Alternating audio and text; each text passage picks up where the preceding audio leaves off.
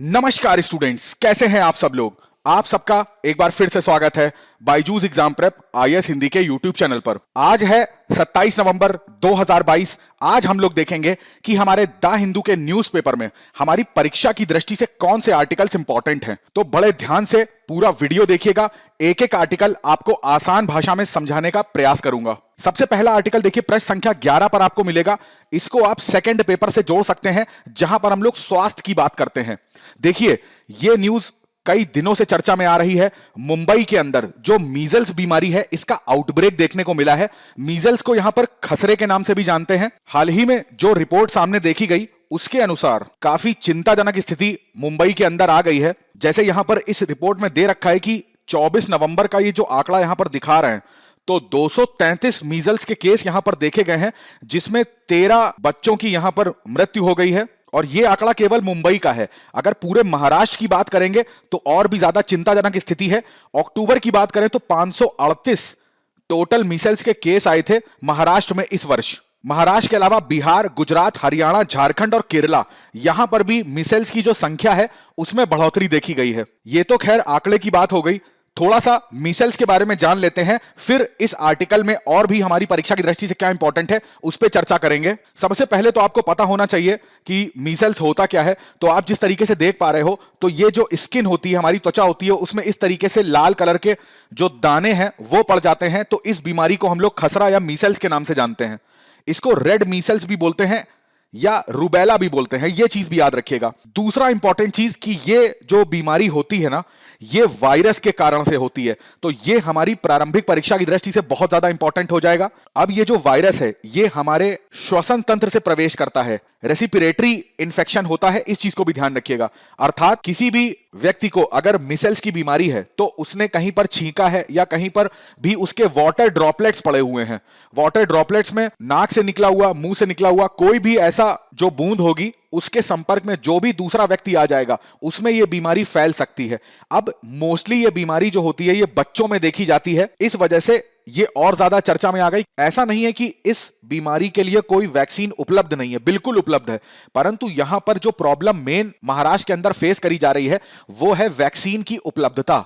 अगर इस बीमारी के लक्षण की बात करें, एक इसका प्रमुख लक्षण है कि बुखार आना, फिर उसके बाद कफ हो जाना या जुकाम हो जाना। हमारी आंखों में जो लालपन आ जाता है वो भी इसका एक लक्षण है। फिर उसके बाद ऐसा बोला जाता है कि 10 दिनों के अंतराल पर यदि किसी व्यक्ति को बुखार हो रहा है, उसकी आंखें लाल हो रही हैं, जुकाम है, तो उसकी त्वचा में फिर रैशेस पड़ने स्टार्ट हो जाते हैं, लाल कलर के ये दाने पड़ने स्टार्ट हो जाते हैं।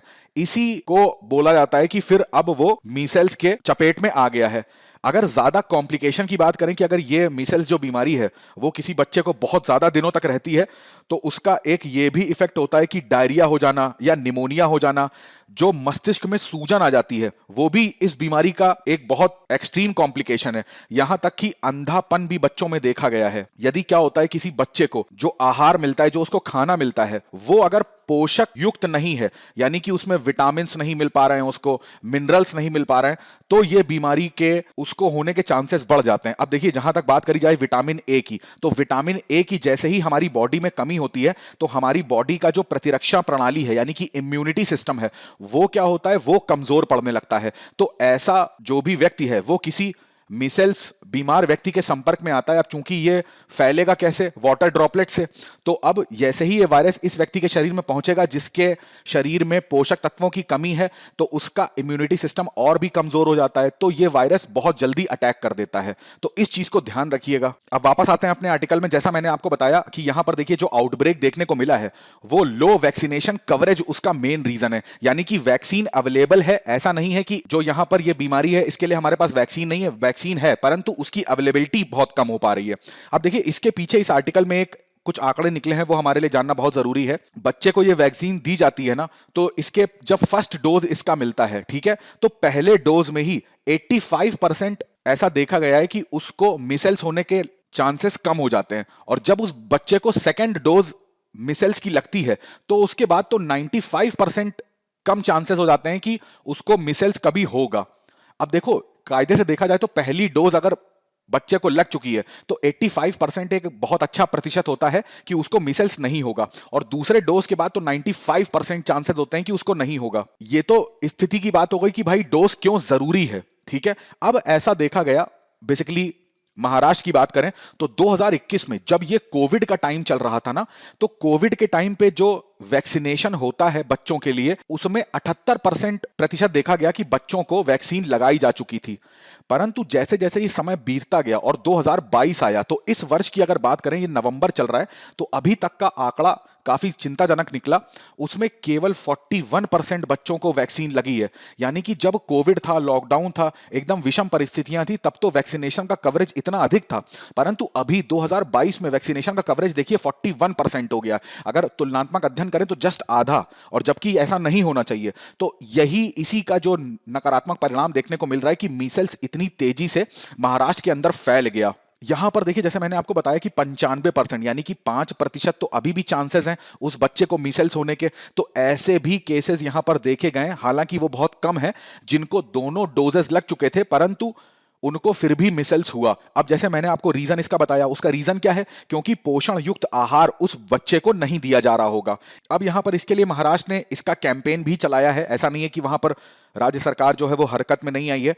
9 से 12 माह के जितने बच्चे हैं उनको वैक्सीन देने का जो कैंपेन है, इसको स्टार्ट कर दिया गया है। जितने भी नवजात शिशु वहां पर होते हैं, उनकी संख्या की एग्जैक्ट मॉनिटरिंग करते हुए उतने डोज यहां पर अवेलेबल करा देने चाहिए। यहां पर एक और चीज जाननी आपके लिए बहुत आवश्यक है। अगर टोटल वैक्सीनेशन कवरेज की इंडिया में बात करेंगे ना, तो बीसीजी के जो टीके हैं वो 91%, अप्रोक्सीमेटली 92% तक कवरेज हो चुका है। मीसल्स वैक्सीन अगर ओवरऑल इंडिया की बात करेंगे तो वो 81% के आसपास है। इसी तरीके से जो डीपीटी वैक्सीन होती है, उसका भी प्रतिशत यहां पर 79% के आसपास है। पोलियो का परसेंटेज 73% के आसपास है। हेपेटाइटिस बी का परसेंटेज यहां पर आपको कम देखने को मिलेगा, 63% के आसपास। अगर ओवरऑल वैक्सीनेशन की बात करेंगे तो 62% जो बच्चे हैं इंडिया में वो पूरी तरीके से फुल्ली इम्यूनाइज्ड हो गए हैं। तो ये था इस पूरे आर्टिकल का सार। अपने अगले आर्टिकल की तरफ बढ़ते हैं। प्रश्न संख्या 12 पर आपको देखने को मिलेगा, इसको भी आप सेकंड पेपर से जोड़ सकते हैं, जहां पर हम लोग सामाजिक न्याय की बात करते हैं। देखिए, यहां पर आपको पता होगा, हाल ही में स्वास्थ्य मंत्रालय के द्वारा इंडिया की पहली national strategy for suicide prevention इसको बनाया गया है। इस पॉलिसी के अंदर डब्ल्यूएचओ के जो नियम हैं, डब्ल्यूएचओ के जो प्रावधान हैं सुसाइड प्रिवेंशन को लेके, यानी कि किस तरीके से आत्महत्याओं को रोका जा सकता है, उन्हीं प्रावधानों को ध्यान में रख के इस स्ट्रेटजी के अंदर, इस पॉलिसी के अंदर स्वास्थ्य मंत्रालय ने अपने नियम बनाए हैं। अब इस आर्टिकल में बेसिकली उस स्ट्रेटजी के बारे में हम लोग जानेंगे। दूसरा, जब भी कोई नियम बनाया जाता है तो जाहिर सी बात है उसके पीछे कोई ना कोई कारण जरूर रहता है। अब यहां पर अगर हम लोग आत्महत्याओं को रोकने का प्रयास कर रहे हैं तो क्या आत्महत्याओं की स्थिति भारत के अंदर है, पहले हम लोग उस पर नजर डालते हैं। तो ये देखिए, एनसीआरबी की रिपोर्ट है, 2021 का ही ये डेटा है, लेटेस्ट डेटा है। मैंने उनकी ऑफिशियल वेबसाइट से लिया है, आप जाके देख सकते हैं। तो यहां पर आंकड़े थोड़े से चिंताजनक हो जाते हैं। 2017 से लेकर 2021 तक में, अब ये सब चीजें ना आप अपनी मुख्य परीक्षा में कोट करेंगे, बहुत ज्यादा इंपॉर्टेंट चीज है ये। क्योंकि इंडिया में पहली बार ये पॉलिसी आ रही है, तो ये मान के चलिए 2023-24 या आने वाले समय में भी ये वाला जो मुद्दा है बहुत ज्यादा इंपॉर्टेंट रहने वाला है। टोटल नंबर ऑफ सुसाइड जो थे वो आप देखो तो 1,29,017 में थे। ये चीजें बढ़ के 1,64,000 हो गई हैं। अर्थात अगर आप इन 5 वर्ष को देखो तो लगातार यहां पर बढ़ोतरी ही देखी जा रही है। ठीक है, अगर भारत में मेजर शहरों की बात करें, जो मेट्रोपॉलिटन शहर यहां पर आपको देखने को मिलेंगे, तो सबसे ज्यादा जो आत्महत्या के केसेस हैं वो आपको देखने को मिलेंगे नई दिल्ली के अंदर। दूसरे नंबर पर जो आता है वो है चेन्नई। तीसरे नंबर पर जो शहर है वो है बेंगलुरु, और चौथे नंबर पे आता है मुंबई। अगर राज्यों की मैं बात करूं तो ये भी फिगर बहुत ज्यादा इंपॉर्टेंट है, याद रखिएगा। नंबर 1 पे आता है यहां पे महाराष्ट्र, जहां पर सबसे ज्यादा सुसाइड देखने को मिलता है। दूसरे नंबर पर तमिलनाडु है, तीसरे पे मध्य प्रदेश, चौथे पे वेस्ट बंगाल और पांचवें पे कर्नाटका। अगर इन 5 राज्यों की आप सुसाइड की संख्या को मिला देंगे ना, तो 50% जो भारत में सुसाइड हो रहे हैं वो अकेले इन 5 राज्यों में हो रहे हैं। यहां पर बात करते हैं कि भाई जो आत्महत्याएं होती हैं, तो कोई भी व्यक्ति होता है वो अगर ऐसा कदम उठा रहा है तो उस कदम को उठाने से पहले उस की मनोदशा क्या रहती होगी, क्या ऐसे कारण रहते होंगे, तो ये भी आप मेंस में लिखेंगे, आपको जानना आवश्यक है। सबसे जो यहां पर प्रबल कारण देखा जा रहा है वो है पारिवारिक समस्याएं। ठीक है, 33% इंडिया के अंदर जो सुसाइड होते हैं वो केवल अकेले इस कारण से होते हैं। दूसरा कारण होता है इलनेस यानी कि बीमारी। तीसरे केसेस में आते हैं ड्रग अब्यूज या अल्कोहलिक, जिनको एडिक्शन हो जाता है। अब जो भी ये ड्रग्स होते हैं या जो अल्कोहलिक पदार्थ होते हैं वो कैसे होते हैं, वो एक साइको एक्टिव सब्सटेंस होते हैं। साइको एक्टिव सब्सटेंस वो सब्सटेंस होता है जो हमारी बॉडी में प्रवेश करते ही सबसे पहले हमारे नर्वस सिस्टम को, यानी कि हमारे जो ब्रेन है, मस्तिष्क है, उस पर प्रभाव डालते हैं। वो हमें सुस्त करने का प्रयास करते हैं, जो रिस्पॉन्सिव टाइम होता है वो कम हो जाता है। तो हमारी बॉडी अगर कोई रेगुलर इन सब चीज़ों का सेवन करता है तो हमारी बॉडी उसी हिसाब से रिएक्ट करती है। तो जब ये चीज़ें नहीं मिलती है ना, तो चिड़चिड़ापन हो जाना या हमारे ब्रेन में इसका बहुत विपरीत प्रभाव पड़ने लग जाता है। तो जब सोचिए कोई ऐसी ड्रग्स का सेवन करता है जो बिल्कुल पूरी तरीके से बैंड होती हैं, तो उससे भी उनकी बॉडी पे नेगेटिव असर पड़ता है। तो ये कहीं ना कहीं एक रीजन हो जाता है। मैरिज रिलेटेड इश्यूज भी यहाँ पर देखिए 5% के आसपास देखे जाते हैं। अब यहाँ पर इसको आप फैमिली प्रॉब्लम से भी ले सकते हो। अब यहाँ पर अगर स्त्री की बात करेंगे तो दहेज उत्पीड़न हो गया या उसका शारीरिक उत्पीड़न हो गया, घरेलू हिंसा हो गई, तो ये सारे मुद्दे भी यहाँ पर आते हैं। लव अफेयर्स 4.5% के आसपास केसेस में यहाँ पर भी सुसाइड केस देखने को मिलते हैं। तो अगर टॉप 3 की बात करें तो फैमिली प्रॉब्लम्स नंबर 1 पर है, बीमारी, और तीसरे में हो गया जो अल्कोहल सेवन करते हैं। ठीक है, इन चीजों को याद रखिएगा। यहां पर देखिए एक और आंकड़ा मैं आपको बताता हूं। डेली वेज के जो अर्नर होते हैं ना, जो जैसे बोलते हैं लोकल लैंग्वेज में दिहाड़ी जो मजदूर होते हैं या जो भी जिनको दिन का सैलरी, एक दिन में जितना काम करा उसका पैसा उसी दिन मिल गया, ऐसे लोगों की जो संख्याएं होती हैं वो सबसे अधिक होती हैं सुसाइड के केस में। ठीक है, उसके बाद अदर लोग आते हैं। फिर यहां पर देखिए जो हाउस वाइफ की मैंने बात करी थी, अब ये इनका मुख्यतः कारण हो सकता है घरेलू हिंसा, दहेज उत्पीड़न।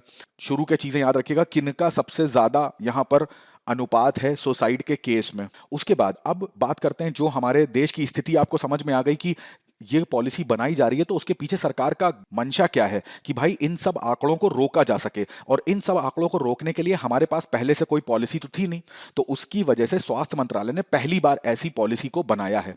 अब यहां पर ये जो देश में आत्महत्या की दर है ना, यहां पर ये इंपॉर्टेंट लाइन है, मैं इसको हाईलाइट भी कर देता हूं। 2030 तक यहां पर क्या करना है, 10% का टारगेट हम लेके चल रहे हैं कि इतनी की कमी लानी है। ठीक है, जैसे अभी मैंने 1,64,000 दिखाया था, तो 2030 तक इस आंकड़े को 10% तक कम करना है। उसके लिए यहां पर एक बहुक्षेत्रीय सहयोग की योजना बनाई गई है। बहुक्षेत्रीय का मतलब है यहां पर स्वास्थ्य मंत्रालय तो होगा ही होगा, उसके साथ साथ यहां पर और भी कई सारे मंत्रालय हैं जो काम करेंगे। जैसे देखिए इस आर्टिकल में यहां पर लिखा हुआ है कि स्वास्थ्य मंत्रालय तो इसके साथ ही साथ है, प्लस राज्य सरकारें, केंद्र सरकारें और रीजनल गवर्नमेंट यानी कि जो स्थानीय सरकारें हैं, ग्राम पंचायत, म्युनिसिपैलिटी, इनको भी ये साथ में लेके चलेंगे। उसी के साथ साथ एग्रीकल्चर मिनिस्ट्री, गृह मंत्रालय, सूचना मंत्रालय, ठीक है, सामाजिक न्याय मंत्रालय, शिक्षा मंत्रालय, महिला बाल विकास मंत्रालय, इन सब इंस्टीट्यूशंस को, इन सब संस्थाओं को एक साथ आके एक ही मंच पे यहां पर रखा गया है, ताकि देखिए चूंकि मैंने आपको क्या बताया, सुसाइड के कारण जो हैं वो डिफरेंट डिफरेंट उसके कारण है। ठीक है, इसमें से स्वास्थ्य कारण भी है, शिक्षा कारण भी है, रोजगार कारण भी है। अब कृषि से अगर कोई किसान की आय नहीं हो पा रही है और वो लगातार किसी ऋण जाल में फंसता जा रहा है, तो यहां पर एग्रीकल्चर मिनिस्ट्री आ जाएगी, प्लस जो यहां पर सामाजिक न्याय मंत्रालय है उसका भी समावेश होना चाहिए। तो हर मंत्रालय अपनी अपनी पॉलिसीज में इन चीजों को भी कंसिडर करेगा कि भाई कोई भी ऐसी पॉलिसी ना बनाई जाए जो एक लिमिटेड लोगों के लिए, जो दिहाड़ी मजदूर होते हैं या जो किसी भी क्लास की बात कर लें यहां पर, उनके लिए ऐसी साबित ना हो कि उनको ये रास्ता अपनाना पड़े।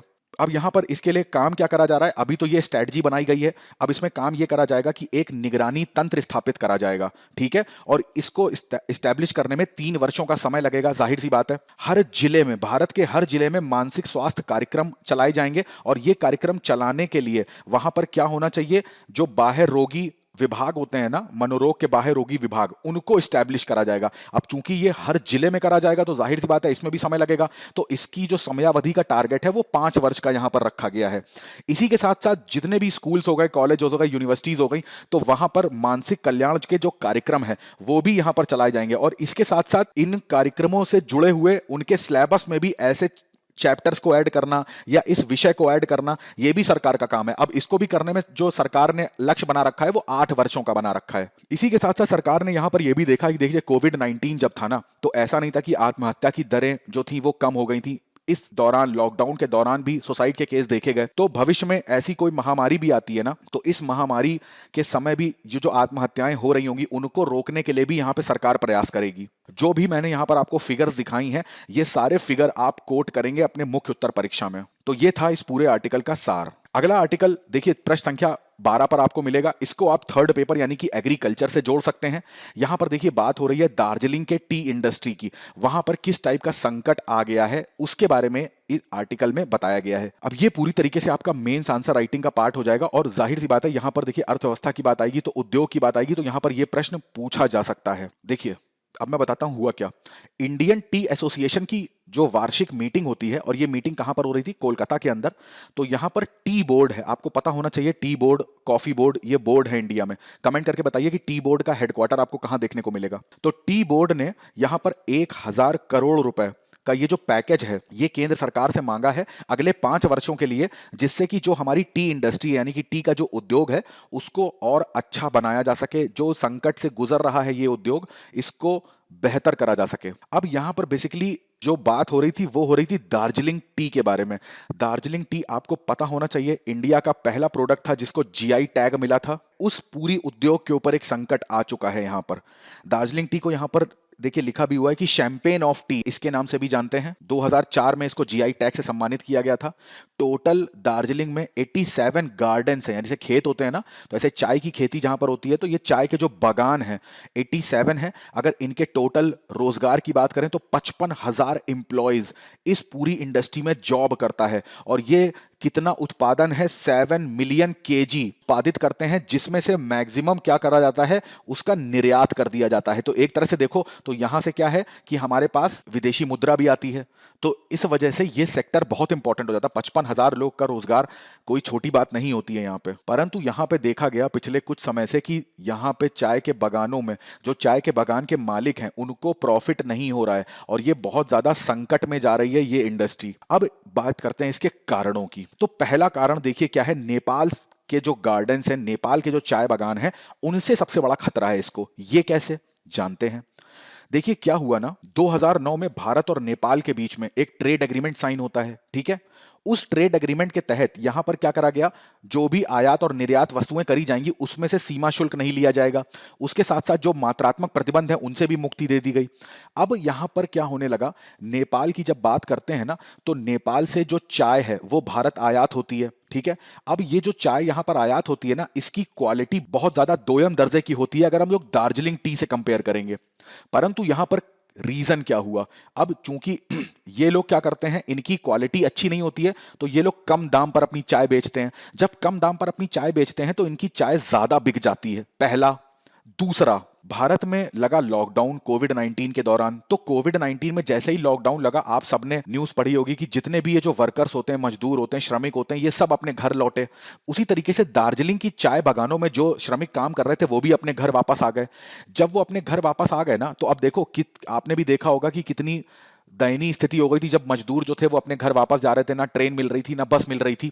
तो कहीं ना कहीं जो ये प्रवासी मजदूर होते हैं ना, इनको एक डर सताता है। किस चीज का डर, कि कल को मान लीजिए कोई ऐसी आपातकालीन स्थिति आ जाती है और हम घर से बाहर जाके इतनी दूर जॉब करते हैं और वापस हम घर कैसे आ पाएंगे। तो एक डर की वजह से मजदूरों ने क्या करा, इन लोगों ने अपने घर के आसपास के जो ज्यादा डिस्टेंस जहां पर नहीं है वहां पे काम करना स्टार्ट करा। तो जब ये लोग वहीं पर आसपास काम करने लगेंगे ना, तो यहां पर जो चाय के बागान के मालिक हैं उनको चाय के खेती के लिए यहां पर मजदूर नहीं मिल पा रहे हैं। तीसरा कारण, अब जब यहां पर मजदूर श्रमिक काम नहीं कर रहे हैं तो जाहिर सी बात है यहां पर जो उत्पादन हो रहा है, जितना उत्पादन चाय के बागानों में होता था, जैसे यहां पर देखिए लिखा भी हुआ है कि अगर प्रति हेक्टेयर की बात करेंगे ना, तो प्रति हेक्टेयर में 2000 की बात करें तो 542 किलोग्राम, यानी 1 हेक्टेयर के क्षेत्रफल में 542 केजी जो चाय थी वो उत्पन्न होती थी। और आज की डेट में उस ये घट के कितनी हो गई है, केवल 350 केजी चाय 1 हेक्टेयर में उत्पन्न होती। तो उत्पादन में देखिए कमी आ गई।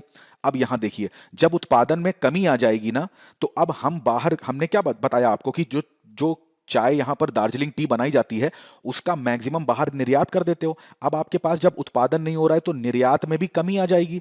अब जब निर्यात में आप कमी करोगे तो मान लीजिए जैसे यूके की बात करें तो वहां पर हम लोग चाय निर्यात करते हैं, तो अब यूके में तो चाय की डिमांड रहेगी रहेगी। तो जब तुम इनको चाय नहीं दोगे तो ये कहीं दूसरे से खरीदेंगे। और वहीं पर कंटेंडर कौन आ जाता है? नेपाल। तो नेपाल ने यहां पर भी क्या करा, अपनी चाय यूके को भेजना स्टार्ट कर दिया। अब इनको सस्ते दामों पर भी चाय मिल रही है, भले ही क्वालिटी उसकी उतनी अच्छी नहीं है। तो एक तरह से देखा जाए तो हमारा निर्यात जो था वो भी कम हुआ। तो अब यूके से जो कॉन्ट्रैक्ट हमें मिलते थे वो कॉन्ट्रैक्ट किसके पास चले गए? नेपाल के पास। इंडिया के अंदर भी इस उत्पादन का फर्क पड़ेगा भाई। जब उत्पादन नहीं कर पा रहे हो तो निर्यात नहीं कर पा रहे हो, तो इंडिया की जो रिक्वायरमेंट है आप उसको भी पूरी नहीं कर पाएंगे, तो वहां पर भी नेपाल की जो चाय है वो बहुत ज्यादा बिकने लगेगी।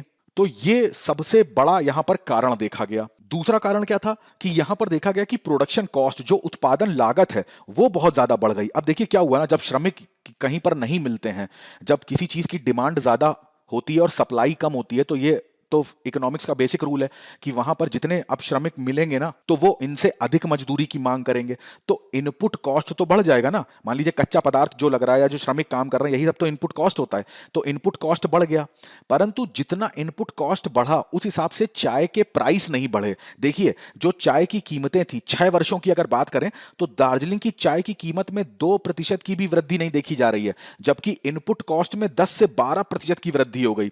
अगर चाय 100 रुपए की मिलती है तो 100 रुपए में 101 रुपए की जो चाय थी वो हुई है 6 वर्ष में। मगर अगर 100 रुपए लागत आती थी तो ये लागत बढ़ के 110 से 112 रुपए हो गई। तो देखिए जब उत्पादन लागत बढ़ेगी और बागानों के मालिकों को फायदा नहीं होगा, तो वो एक सिचुएशन ये भी आएगी कि वो बोलेंगे कि चाय के बागान जो है ना, अब उनको क्या करा जाए, शट डाउन करा जाए। तो ये सारी जो प्रॉब्लम्स यहां देखने को मिली ना, ये प्रमुख कारण थे दार्जिलिंग के चाय संकट के।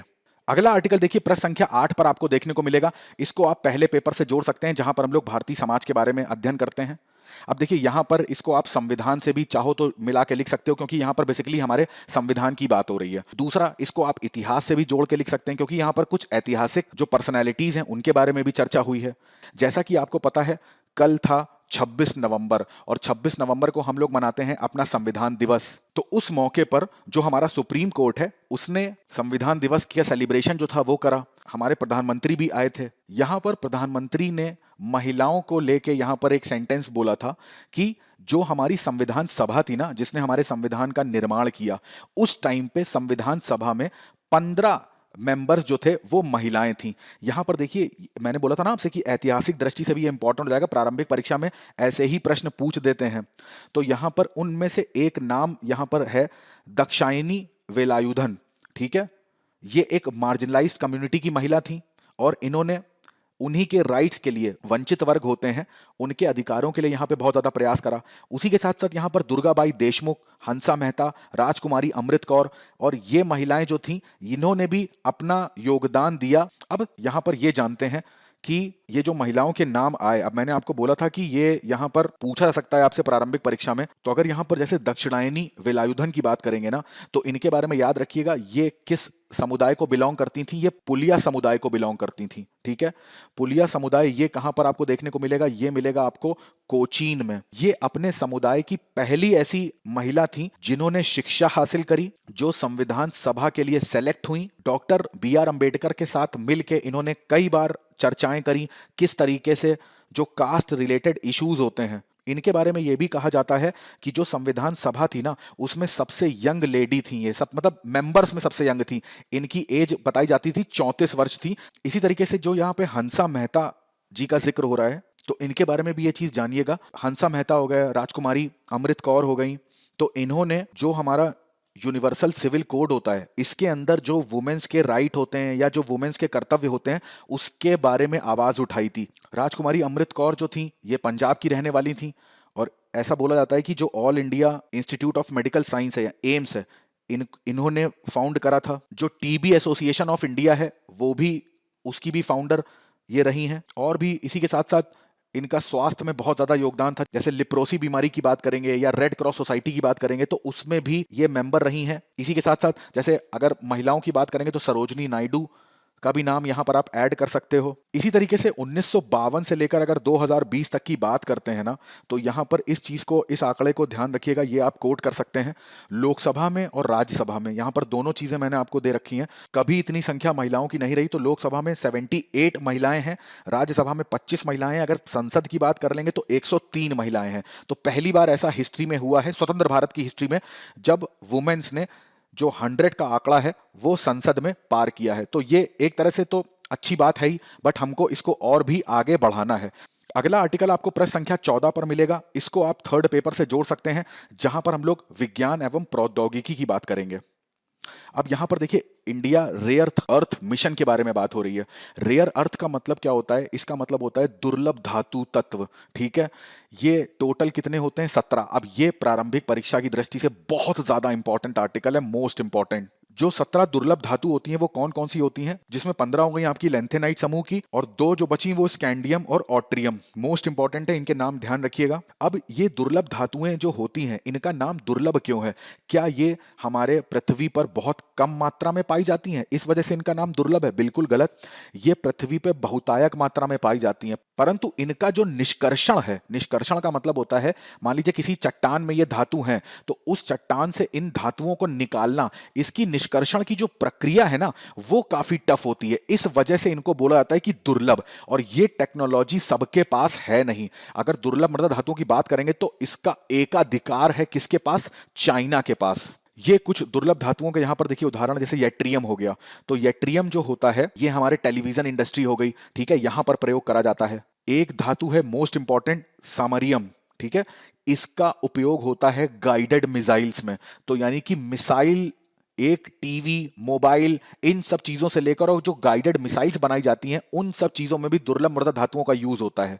सीरियम जो धातु है उसका यूज होता है ऑटोमोबाइल सेक्टर में, इस चीज को भी याद रखिएगा। नियोडियम, इसका जो भी हमारी म्यूजिक इंडस्ट्री होती है, जैसे जहां पर स्पीकर्स, हेडफोन्स बनाए जाते हैं, सीडी प्लेयर्स बनाए जाते हैं, तो वहां पर इसका यूज होता है। स्कैंडियम जो धातु है, इसको एल्युमिनियम के साथ एक एलॉय यानी कि मिश्र धातु के रूप में कन्वर्टेड कर दिया जाता है। इसका देखिए बेसबॉल बैट्स हो गए, ठीक है, बाइसिकल के जो फ्रेम हो गए, कितनी ज्यादा मजबूत चीजें इससे बनाई जा सकती हैं। तो हमारे जीवन में छोटी से चीज से लेकर और बड़ी चीजों तक इन दुर्लभ मृदा धातुओं का बहुत ज्यादा प्रभाव पड़ता है।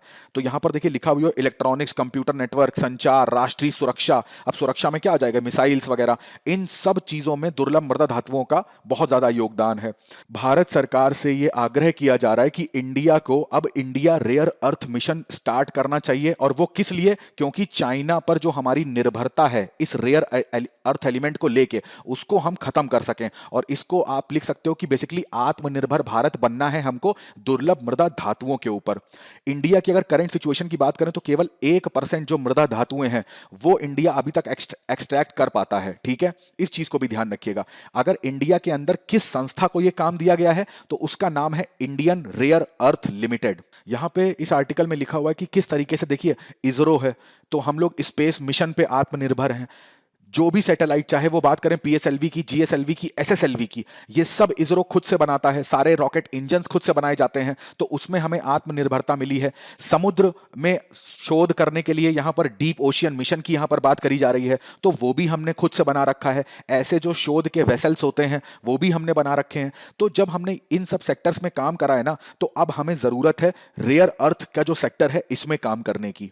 यहां पर एक सुझाव यह दिया गया है कि जो यहां पर संस्था है जिसके बारे में मैंने अभी आपको बताया, इंडिया रेयर अर्थ लिमिटेड, ठीक है, इस संस्था को यहां पर बताया जा रहा है कि 2 पार्ट में डिवाइड कर दिया जाए। यह संस्था कौन से डिपार्टमेंट के अंतर्गत आती है? तो याद रखिएगा एटॉमिक एनर्जी डिपार्टमेंट, ठीक है, उसके अंतर्गत आती है। तो यह संस्था को बोल जा रहे हैं कि इसको 2 भाग में डिवाइड कर दें। बेसिकली इसको बनाया गया था कि जो थोरियम होता है ना, इसको, इसकी खोज के लिए, इसके एक्सट्रैक्शन के लिए। तो एक तो प्राइमरी फोकस तो इनका थोरियम का रहेगा ही रहेगा, और जो इसकी दूसरी संस्था होगी ना, वो बेसिकली रेयर अर्थ एलिमेंट के ऊपर काम करेगी। तो ये ज्यादा बेटर हो जाएगा कि ये संस्था जो है वो दोनों सेक्टर्स को देखेगी, परंतु इसके ऊपर भार नहीं आना चाहिए, इसीलिए अलग अलग 2 बॉडीज बना दी जाएं इसी के अंदर। ये जैसा मैंने आपको बताया कि जो IREL है, तो ये क्या करती है? दुर्लभ तत्वों और जो मोनोजाइट से हमको क्या मिलता है? थोरियम मिलता है, ठीक है। तो उस पर शोध करने का या उसको निकालने का एकाधिकार है इस संस्था के पास। यहां पर देखिए 17 जो रेयर अर्थ एलिमेंट्स थे उनके ये नाम है। आपको सारे नाम नहीं याद रखने हैं, मैंने जितने यहां पर इंपॉर्टेंट आपको बताए थे उतने बस नाम याद रखिएगा। चलिए आज मैं आपसे 2 प्रश्न पूछता हूं, चूंकि दुर्लभ मृदा तत्वों की बात हुई है तो आप मेरे को बताइए गैस हाइड्रेट्स क्या होते हैं। और दूसरा, जैसा कि इस आर्टिकल में ही इस मिशन का नाम आया था डीप ओशियन मिशन, दोनों के आंसर कमेंट सेक्शन में जरूर करिएगा। अब अपनी मुख्य परीक्षा अभ्यास प्रश्न पर नजर डालते हैं। पहला प्रश्न है, दुर्लभ मृदा धातुओं पर चीन के बढ़ते प्रभुत्व का मुकाबला करने के लिए भारत को एक सक्रिय दृष्टिकोण की आवश्यकता है, समझाना है। दूसरा प्रश्न है, दार्जिलिंग के चाय उत्पादकों की समस्या पर चर्चा करें। सरकार इन मुद्दों को कैसे हल कर सकती है, ये भी चर्चा करें। तो दोनों प्रश्नों के उत्तर लिखने का प्रयास जरूर करिएगा। आज के सत्र में बस इतना ही रखते हैं। मैं आशा करता हूं आज जो आर्टिकल्स मैंने आपको समझाने का प्रयास किया है वो आपको अच्छे से समझ में आ गए होंगे। कमेंट करके जरूर बताइएगा आज का सेशन आपको कैसा लगा। आपसे मुलाकात होगी अगले द हिंदू के सेशन में। तब तक अपनी पढ़ाई करते रहिएगा, स्वस्थ रहिएगा और सबसे ज्यादा महत्वपूर्ण बात, अपने माता पिता का बहुत सारा ध्यान रखिएगा। आप सभी का बहुत बहुत धन्यवाद।